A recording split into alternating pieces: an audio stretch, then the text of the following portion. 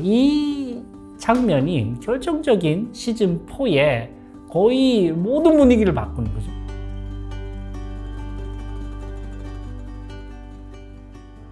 네, 안녕하세요. 협상가 류지원 변호사입니다. 오늘은 솔로지옥 4번째 시즌의 가장 재미있었던 장면인 4편의 캠프파이어 장면의 이 세 남자의 대화법에 대해서 한번 이야기를 나눠보도록 하겠습니다. 주목을 받고 있었던 세 남자가 있었죠. 이 세 명의 캐릭터가 4번째 편에서 캠프파이어 장면에서 한 명은 상한가를 치고 한 명은 하한가를 치고 한 명은 호감도가 더 높아졌던 완전히 다른 운명의 장난처럼 그렇게 패턴을 보였던 이 대화의 장면들을 하나씩 한번 분석해 보도록 하겠습니다. 결론적으로 본다면 여러분들 상한가를 친 사람은 바로 태호 씨였고 하한가를 친 사람은 바로 정수 씨였죠. 그리고 준서 씨는 이 대화를 통해서 조금 더 호감도가 상승하지 않았나라는 생각이 듭니다. 먼저 이 준서 씨의 대화 패턴이 너무나 매력적이에요. 먼저 이렇게 시작을 합니다. 아주 솔직하게 오프닝을 하죠. 게임 때 내가 3명의 여자들을 물에 빠뜨리게 된 것에 대해서 진심으로 사과한다. 내가 절대로 의도해서 그런 것이 아니다. 라고 이야기를 하면서 한 명 한 명에게 사과를 하면서 이야기를 전개해 나가는데 이미 분위기가 너무 좋아요. 여자들도 깔깔거리고 웃고 있고 그 캠파이어에 있는 모든 구성원들이 이 준서 씨의 그 솔직함과 그리고 이 다정함에 대해서 사실 기분 좋은 그런 분위기를 만들고 있다는 것을 인지하고 있습니다. 그 장면에서 김아린 씨가 의외로 4명의 남자들에게 초콜릿을 받았단 말이죠. 그래서 정수 씨에게 첫 질문을 합니다. 자기에게 초콜릿을 넣었다면 이유가 뭔지에 대해서 물어보는데 정수 씨가 일단 뜸을 들여요. 정수 씨의 대화 패턴입니다. 그죠? 어떻게 보면 좀 신중하다고 볼 수도 있고 또 어떻게 쭉 지켜보면 너무 계산이 많다라는 생각도 들고요. 뜸을 들이다가 이렇게 이야기합니다. 대화를 해보고 싶었습니다. 한 번도 대화를 안 해봐서 라고 이야기를 하면서 본인이 이제 초콜릿을 한 개 줬다는 호감도가 있어서 아린 씨에게 초콜릿을 넣었다는 그런 표시를 합니다. 여기까지는 뭐 오케이예요. 근데 준서 씨에게 똑같은 질문을 하죠. 4명, 전체 5명의 남자들 중에 4명으로부터 선택을 받은 아린 씨가 물어보죠. 준서 씨에게 자기에게 초콜릿을 줬는지 그랬더니 준서 씨가 고개를 푹 숙이더니 웃으면서 안 넣었는데 라고 이야기를 하는데 모든 사람들이 다 빵 터지죠. 그러니까 아린 씨가 내 표를 받았다는 것에 대해서 은근히 약간 자랑을 하는 부분이 약간 좀 신경 쓰이기도 했는데 준서 씨한테 물어봤는데 준서 씨가 그걸 안 받았다 그러니까 너무 웃긴 거죠. 그죠? 그래서 전부 다 완전 폭소를 합니다. 그러면서 그 솔직함에 완전히 캠프파이어의 분위기가 바뀌었고 그러면서 모두가 다 너무 좋아. 준서 너무 매력이 있어. 자기가 감정에 충실하고 매력적이야 이런 부분들을 언급을 합니다. 준서 씨의 대화 패턴을 보면 일단 본인의 강점을 잘 아는 것 같아요. 이분이 미술을 하시는 분이잖아요. 그러니까 필연적으로 본인과의 대화를 많이 하시는 분인 것 같아요. 어떤 뭐 트렌드나 아니면 상대방의 어떤 그런 시선에 크게 개의치 않고 내가 어떤 사람이고 내가 어떤 매력을 가지고 있는지를 가장 잘 알고 그걸 가장 자연스럽고 꾸밈 없이 잘 드러내는 사람인 것 같아요. 그 솔직함, 그리고 단단한 자존감, 그리고 스스로가 흔들리지 않는 그런 모습을 보여주는 것이 아마 출연자들로부터 남자, 여자 상관없이 호감을 이끌고 있는 게 아닌가라는 생각이 듭니다. 이 상황에서 이제 정수 씨에게 두 번째 질문이 들어갑니다. 천국도에 갔다면 갔던 분, 2명의 여자분이죠. 시안 씨 또는 혜진님과 같이 갈 것인지 아니면 새로운 분과 천국도로 다시 가고 싶은지. 정수 씨 주위에는 굉장히 인기 많은 시안님도 있고 또 혜진 씨도 있어요. 둘 다 천국도를 같이 갔다 왔어요.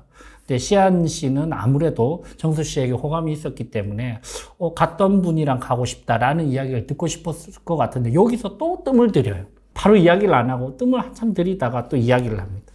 새로운 분이랑 가고 싶다라고 이야기를 하는 순간 분위기가 안 좋아져. 두 번째 분위기가 안 좋아지는 장면이죠. 그죠? 그리고 옆에 있던 혜진은 노골적으로 미쳤네 라는 좀 격한 표현을 쓰면서 우라고까지 약간 그런 안 좋은 감정을 드러내기도 합니다. 분위기는 아주 안 좋죠. 그죠? 물론 그렇게 이야기를 할 수도 있는데 정수 씨처럼 좀 계산적으로 생각하는 것 같은, 그리고 대답하기 전에 어떻게 보면 신중하지만 어떻게 보면 너무 많은 생각을 하는 그런 캐릭터가 또 이렇게 이야기하니까 두 명은 뭐 잡아놓은 것 같고 또 어장관리 하려고 하나 이런 생각도 든 것 같아요. 세 번째 질문이 다시 정수 씨에게 주어집니다. 새로운 사람 중에 나머지 이제 캐릭터들 세 분이 계시죠. 여자분들 중에 한 사람이 있다면 같이 가고 싶은 그 사람은 누구인지에 대해서 물어봅니다. 덱스가 이때, 덱스가 굉장히 이 수를 잘 읽거든요. 덱스는 사실 생각보다 너무 똑똑하고요. 사실 덱스가 이 솔로지옥의 출연자였잖아요. 그래서 그 심리 상태를 누구보다 잘 아는 것 같아요. 덱스가 이렇게 이야기합니다. 사면타? 안 돼, 안 돼. 여기서 그냥 마셔야 돼. 라고 이야기를 하고요. 이 상황에서 정수는 또 뜸을 들이다 또 이렇게 이야기를 합니다. 한 명만이요? 여기서 또 분위기가 안 좋죠. 그죠? 그러니까 세 명 중에 또 그 여러 캐릭터 중에 또 한 명, 여럿을 생각하고 있다라는 느낌도 들고, 또 계속 평가하고 재고 있다라는 느낌도 들고, 한 명만이요? 묻는 순간 분위기 안 좋아지고, 그리고 마지막으로 이야기합니다. 저는 유진님. 근데 유진님도 이 상황에서 별로 좋아하지 않고요. 나머지 모두는 전부 다, 여자분들이 전부 다 민심을 다 잃고, 심지어 유진님에게도 민심을 잃었어요. 그러니까, 사실은 가장 매력적이고 차분하고 능수능란한 캐릭터라고 평가받았던 정수 씨가 이 세 번의 연달은 질문에 완전히 무너집니다. 한가를 치죠.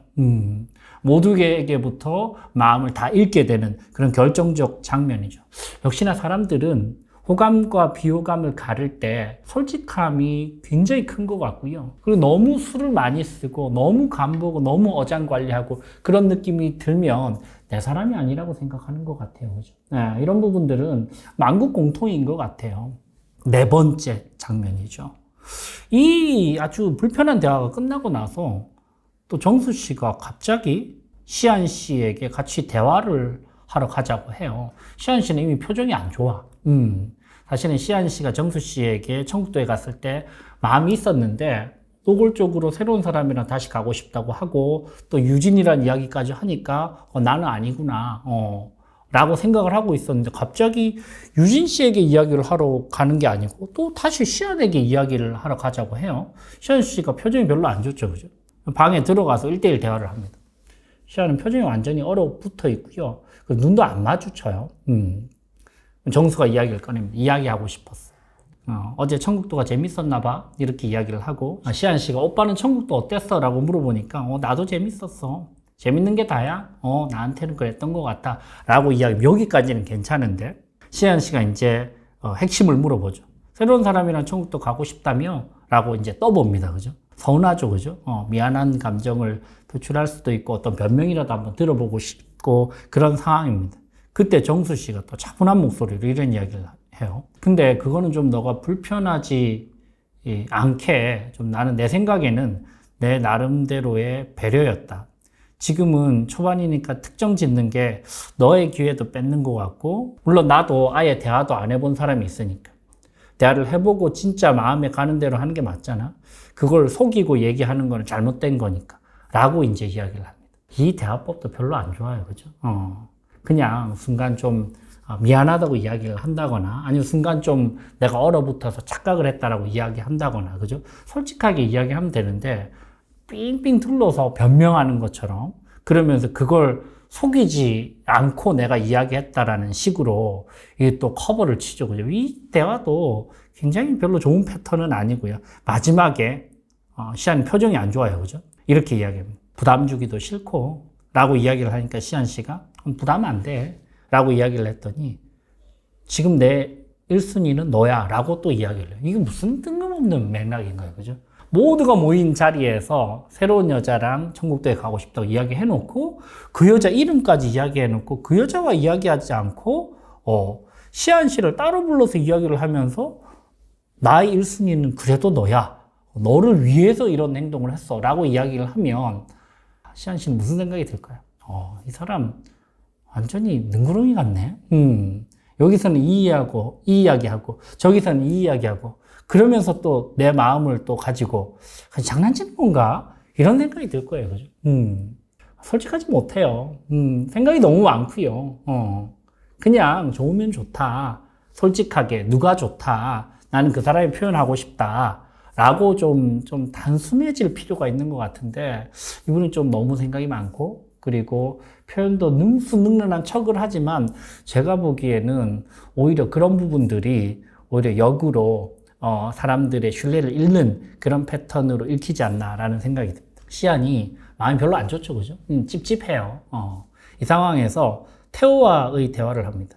태호는 초반부터 시안에게 적극적으로 관심을 표현을 했고 같이 청국도도 갔다 왔는데 약간 시안이 보기에 태호는 좀 과하네. 진심이 맞는 걸까? 이런 생각이 들던 찰나에 태호가 시안과 1대1로 대화를 합니다. 시안이 이렇게 이야기를 하죠. 태호에게 그래도 알아보고 싶은 사람이 있어? 라고 했더니 태호가 없어. 난 내가 누가 나한테 줬는지는 궁금하지 않아. 내가 호감인 사람이 중요하지. 시안이 역시 태호다워. 이제 널 알 것 같아. 태호가 이렇게 이야기하죠. 어떤데? 시안이 이렇게 얘기합니다. 그냥 뭐 자기 일 아니면 관심 없는?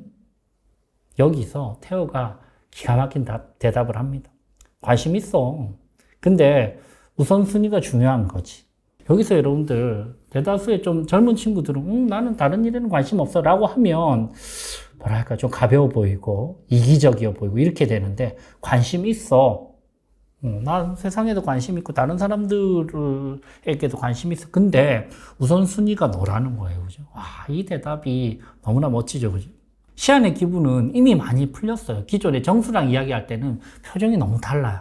그리고 점점 더 이 대화에 빠져듭니다. 태호가 이렇게 이야기해요.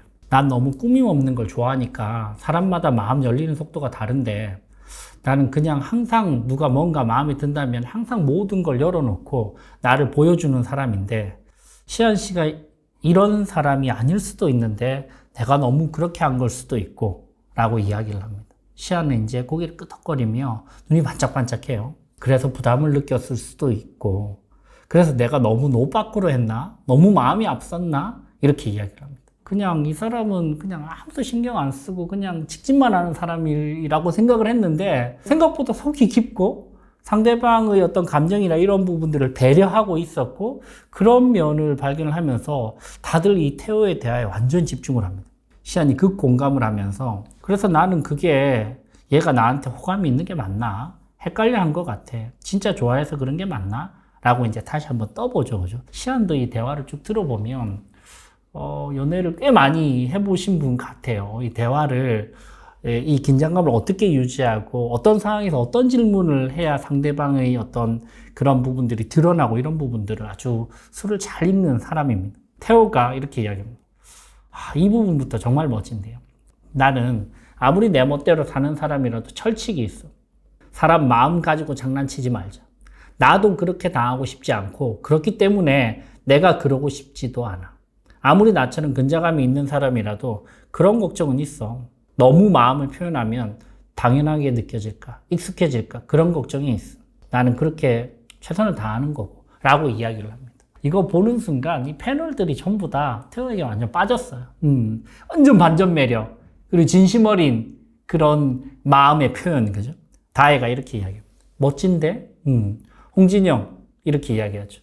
반전 매력이 있다. 덱스가 이렇게 이야기해요. 나도 배운다 라고까지 이야기를 해요. 그죠? 이 장면이 결정적인 시즌4의 거의 모든 분위기를 바꾸는 거죠. 준서는 원래부터 호감이었는데 이 캠파이어를 통해서 더 순진하고 더 이 호감인 그리고 더 매력적인 그런 본인의 모습을 여과 없이 드러냈고요. 정수는 생각이 많고 계산적이고 왜 저 상황에서 저런 이야기를 하지? 말을 해야 될 부분과 말을 하지 않아야 될 부분을 왜 못 가리지? 라는 생각이 들게 되면서 모든 사람으로부터 마음을 잃게 되는 장면이었고 태호는 저 친구가 저렇게까지 생각이 깊었네. 그리고 모든 걸 다 읽고 배려까지 하고 있었네. 저 사람 더 알고 싶다. 라는 생각을 하게 만들었던 그런 장면이죠. 태호는 상한가, 그리고 정수는 하한가, 그리고 준서는 더 공고해진 호감으로 시즌이 이어집니다. 자, 오늘 여러분들과 함께 솔로지옥 4의 결정적 대화 장면 한번 살펴봤는데요. 여러분들도 남은 시즌도 한번 재밌게 이 대화의 케미 관점에서, 대화법의 관점에서 한번 살펴보시기 바랍니다. 협상가 류지연 변호사였습니다.